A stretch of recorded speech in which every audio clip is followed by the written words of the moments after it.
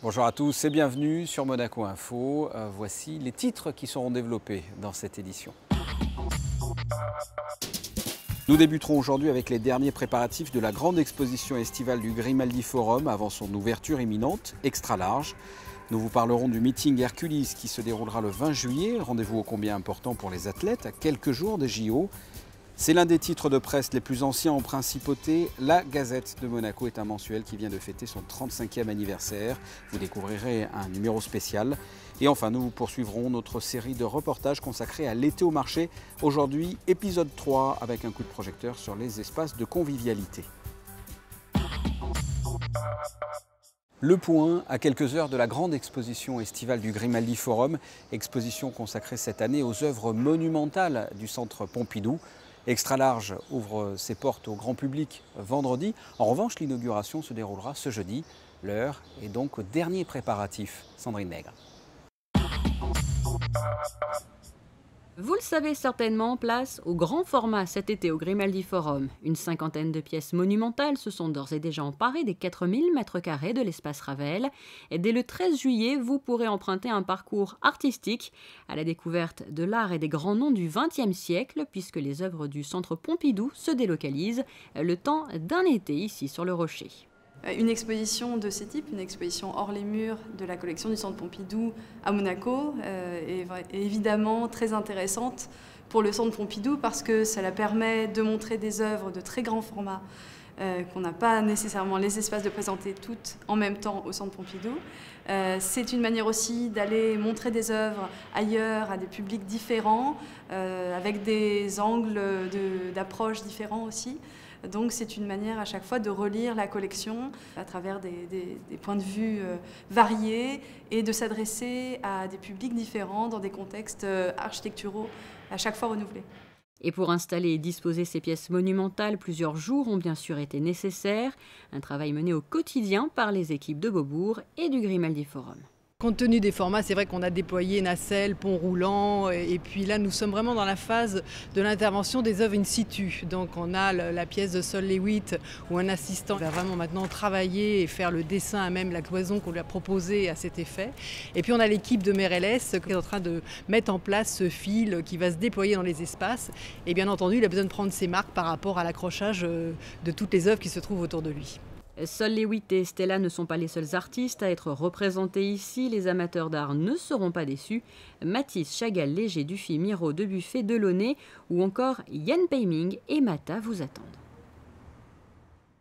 Sport à présent, le meeting Hercules au stade Louis II. La semaine prochaine, le 20 juillet plus exactement. Le coup d'envoi, 19 h. C'est un rendez-vous extrêmement important pour les athlètes. Il s'agit là de la dernière grande compétition avant les Jeux Olympiques. Émilie Rousseau. L'année dernière, le meeting Hercules avait offert du beau spectacle à plus de 18 000 spectateurs avec plusieurs records battus.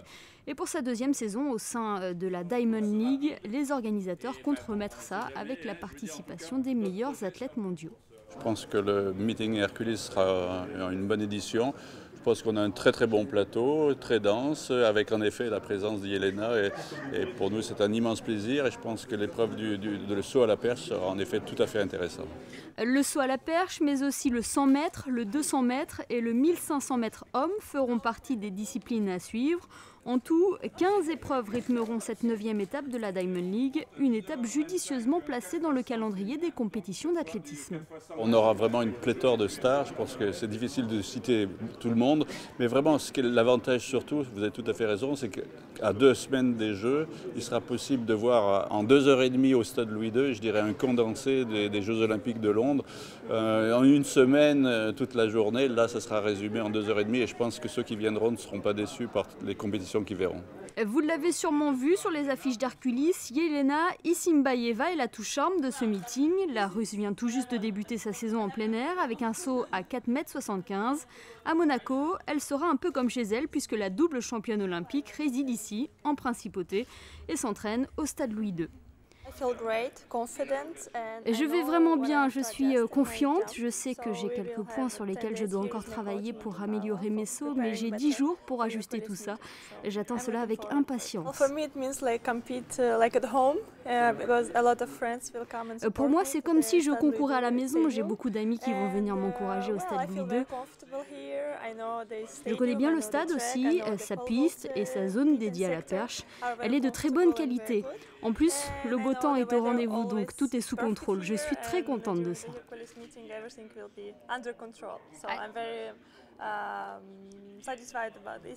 Et avant de sauter, vendredi 20 juillet, Yelena participera aux festivités prévues avant le meeting, comme le Hercules Perche Tour, qui tend à promouvoir le saut à la perche. Plus d'informations sur le site du meeting, www.hercules.com. Une autre information sportive, en bref, une nouvelle recrue à la SMFC. Emir Bajrami, l'international suédois de 24 ans, s'est engagé mardi pour une saison avec Monaco. Il s'agit d'un prêt avec une option d'achat. Ce milieu offensif gauche a notamment participé à la victoire suédoise face à la France lors de l'Euro 2012. Nous reviendrons en fin de semaine sur les nouvelles recrues et le nouveau maillot de la SMFC. En bref, toujours, suite à l'incident technique survenu sur le réseau d'Orange France vendredi dernier, Monaco Télécom offre à ses clients mobiles une journée de communication. Notez cette date, le 3 septembre.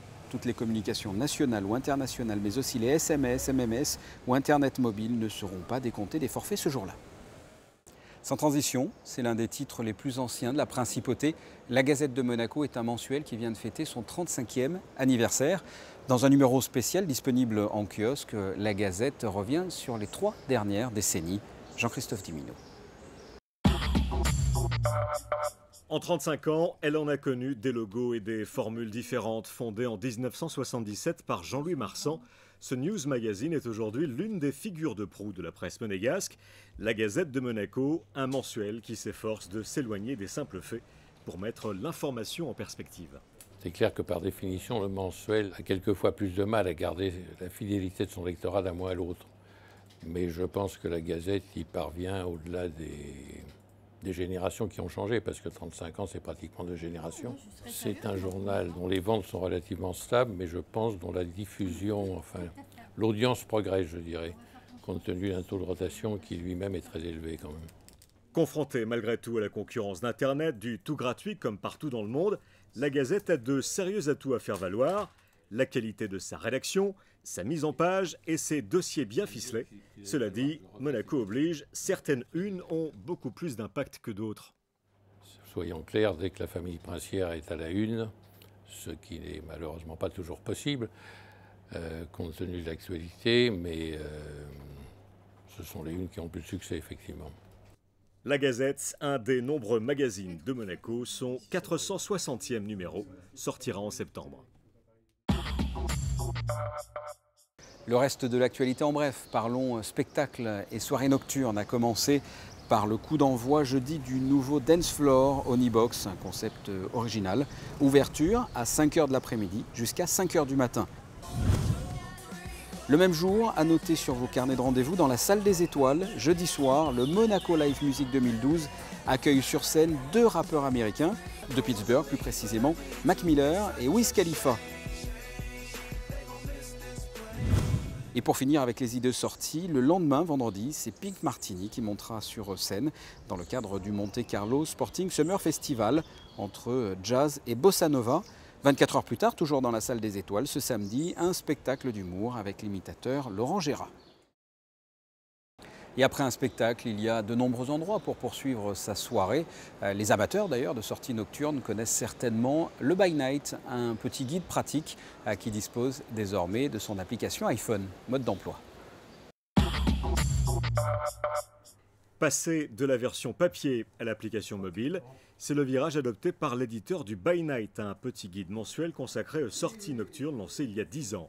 L'application devient donc un prolongement naturel de la version papier distribuée à Monaco à 5000 exemplaires, un impact complémentaire dans un écosystème de la nuit qui se renouvelle sans cesse. On s'est rendu compte que pratiquement tous les 6 mois, il y avait un établissement qui ouvrait, un établissement qui changeait de nom, qui changeait de propriétaire, et donc ça permet effectivement de faire d'avoir une nouveauté permanente dans le magazine et qui est alimentée maintenant depuis 10 ans sans faillir. Dans sa version mobile, le guide conserve ce qui a fait sa singularité, son code couleur, son graphisme minimaliste. Il y ajoute aussi les fonctionnalités du smartphone, l'agenda intelligent, la géolocalisation et donne la possibilité de publier ses propres photos. L'idée intéressante, c'était de permettre aux gens du coup de nous soumettre eux-mêmes leurs photos. Alors on a des photographes qui tournent dans la principauté, dans les différents lieux, dans les différents établissements pour prendre les photos qui sont publiées dans le magazine. Mais on trouvait ça intéressant de laisser aux gens la possibilité de participer au magazine à leur manière en prenant leurs propres photos. L'application By Night a téléchargé gratuitement sur la plateforme d'une célèbre marque à la pomme. Tout au long de la semaine, nous vous proposons une série de reportages qui s'intitule « L'été au marché ». Aujourd'hui, place à l'épisode 3. Après les sushis, après la soca, il faut un lieu pour déguster tout ça. Eh bien, ce sont les nouveaux espaces de convivialité. Reportage de Sandrine Nègre. Ils sont situés un peu partout, à l'extérieur sous les arcades et au cœur des halles. Ces nouveaux espaces de convivialité ont été mis en place afin d'améliorer la qualité des services proposés à la clientèle. Les espaces de convivialité, c'est un concept qui n'existe nulle part au monde et qui nous a été inspiré par le village de Noël, où il y a des espaces de convivialité, où des personnes peuvent prendre des produits chez tous les commerçants et consommer sur place avec les amis ou en famille. Et donc c'est quelque chose qui marche très bien, puisqu'aujourd'hui, les Monégasques sont quand même imprégnés de ce système-là, puisqu'on a le village de Noël. Et on voit surtout le vendredi, le samedi, le dimanche, les familles qui viennent. Et en semaine, plutôt les personnes qui travaillent dans les bureaux. Et déguster les spécialités proposées ou tout simplement boire un café, ces espaces permettent aux clients de rester un peu plus longtemps à l'intérieur, même si le premier objectif reste la vente à emporter. Je trouve ça très bien, c'est agréable. Là, on est là toutes les deux depuis un quart d'heure et c'est très bien. Est-ce que vous venez souvent? De temps en temps. Ça permet de se poser un petit peu et l'endroit est plus moderne, plus sympathique. C'est agréable parce que c'est quand même, puis ça fait net, ça fait propre. Et vous, madame, comment trouvez-vous ces aussi, on est bien installés, ils sont très confortables les chaises, que ce soit haut pour les enfants s'ils veulent ou nous pour les personnes un peu plus âgées. On est bien assis, très bien assis. Ça fait combien de temps? Ça fait quand même, moi ça fait une quarantaine d'années qu'on vient, oui. Donc on allait au bar Le Petit Zinc. Ouais, on est toujours là. On est toujours là parce que... Et ça c'est bien. Voilà, on mange bien, on est au frais à peu près, et on mange bien pour des prix raisonnables et très convivial. Voilà. Et pour améliorer encore davantage les services proposés, ces espaces de convivialité devraient très prochainement être équipés en Wi-Fi. Alors cette fin de semaine, vaut-il mieux se mettre dans les espaces de convivialité à l'intérieur ou à l'extérieur? Pour le savoir, voici la météo. Jeudi, du beau temps, chaud et des nuages dans la matinée. Il fera de 24 à 27 degrés. Vendredi, le soleil sera légèrement plus voilé en fin de journée. Sans grand changement, les chaleurs seront lourdes de 24 à 29 degrés. Samedi, un ciel changeant avec du soleil et des nuages passagers. Il fera de 23 à 29 degrés. Et enfin dimanche, davantage de soleil le matin que l'après-midi. Il fera de 22 à 26 degrés. Ce journal est terminé. Je vous remercie de l'avoir suivi. À très bientôt. Au revoir.